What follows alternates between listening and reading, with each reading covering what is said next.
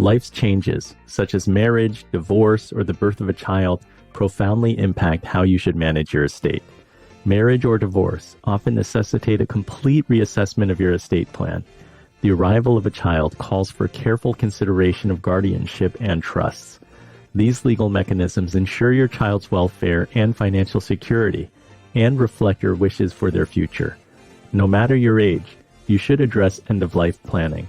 This includes decisions about healthcare directives and living wills, ensuring your preferences are honored in critical situations. Estate planning is not a static process, but a dynamic one that must evolve with your life. Updating your plan ensures it remains effective, reflecting your current intentions and circumstances. Effective estate planning is about safeguarding your legacy and ensuring that your estate is handled exactly as you wish, providing security and peace of mind for you and your loved ones.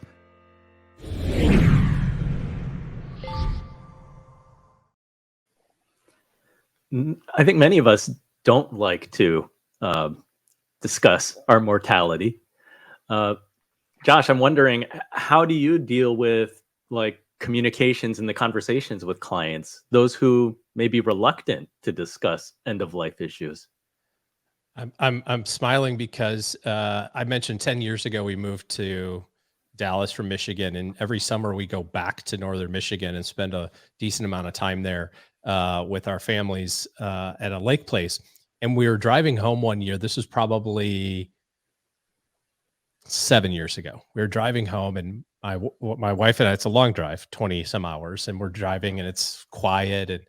And I said, well, what are you thinking about? And she goes, well, can we talk about something that have been it's been on my mind? I said, yeah, well, kids are watching, their iPads or whatever. What's up? She goes, I don't think it can be my sister. And I was like, can't be your sister. What do you mean? And she's like, if something happens to us. I was like, oh, thank God. I was thinking the same thing because we had just spent, a couple of weeks with our family. Not that we don't love our sister-in-law, or my wife doesn't love her sister. It's just different, right? We changed our mind on how we wanted to make sure our kids were taken care of if something awful would happen to us.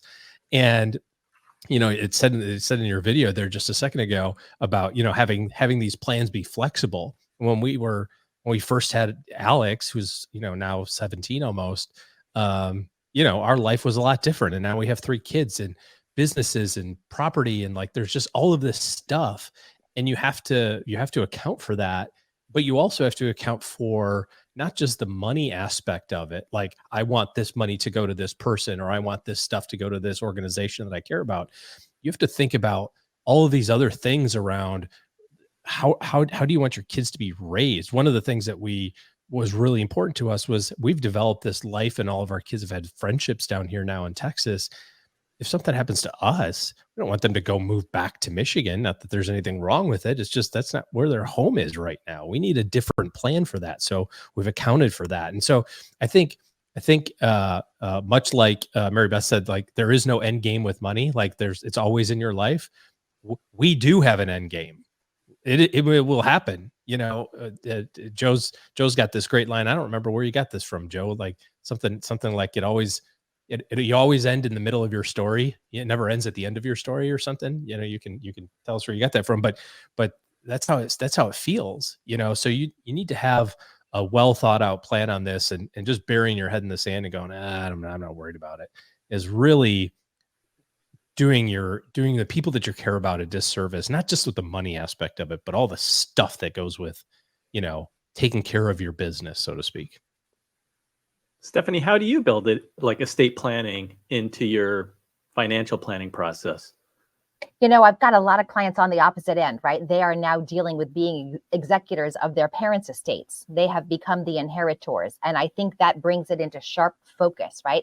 If things are a mess, if there's, accounts in 12 different places, and they forgot they had this business interest over here that the child as executor, the adult child, right, now has to track down and sort out.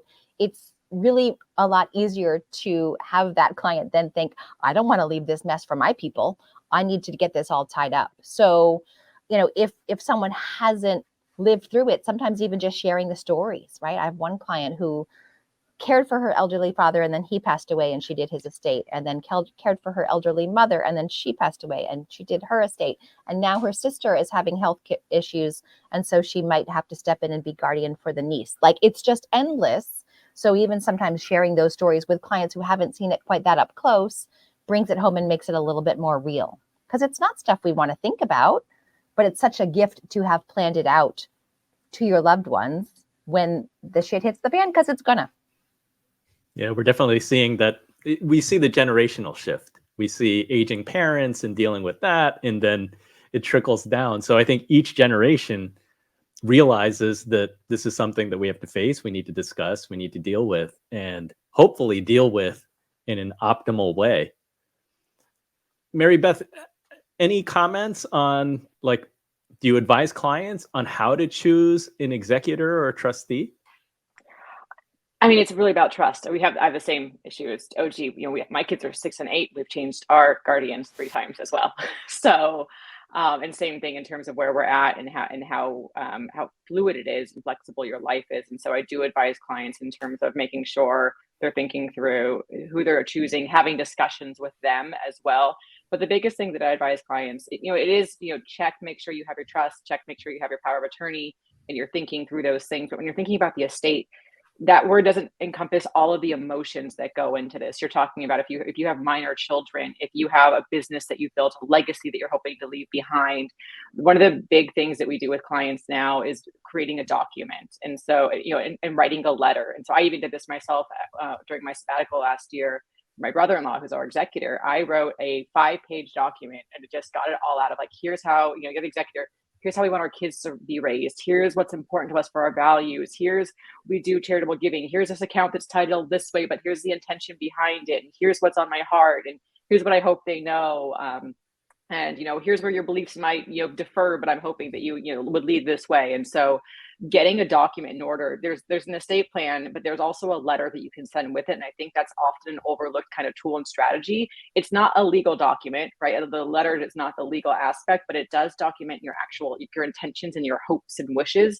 That's where that goes. And creating that is actually a little cathartic for yourself. It's emotional, but it's cathartic because you can kind of have peace of mind that it's there. We did it in a Google Doc, so we can edit it and share it at any point in time. Didn't include any account numbers or anything, but I really recommend that to clients as well. And those that have done it, find peace of mind around this aspect, because it's really overwhelming. It's a lot of paperwork. There are checklists and such, but it's that emotional component that really weighs on a lot of people. And so getting kind of pen to paper, I think, is an overlooked tool in taking control here. That's a great one. Joe, any closing thoughts? You want to bring us home? Just don't have 2 people for one of those roles. I see people that can't choose, and so they choose 2. And then there's always some fight, and the fight is always about something ridiculous. It's never about the big stuff. Have one person that can follow exactly what you want to have happen. One person who's comfortable being seen maybe as a jerk by other family members, but doesn't care because they're going to follow what you ask them to do. Just don't split it up. Well, thank you. I want to thank all the panelists for joining today and talking about life's transitional milestones.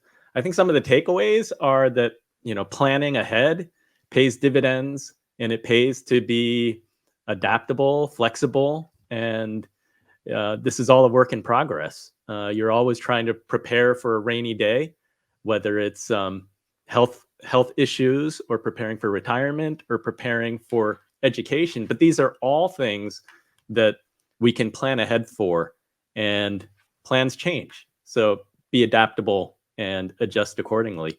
Thank you, everybody, for tuning in. I encourage everybody to follow our panelists.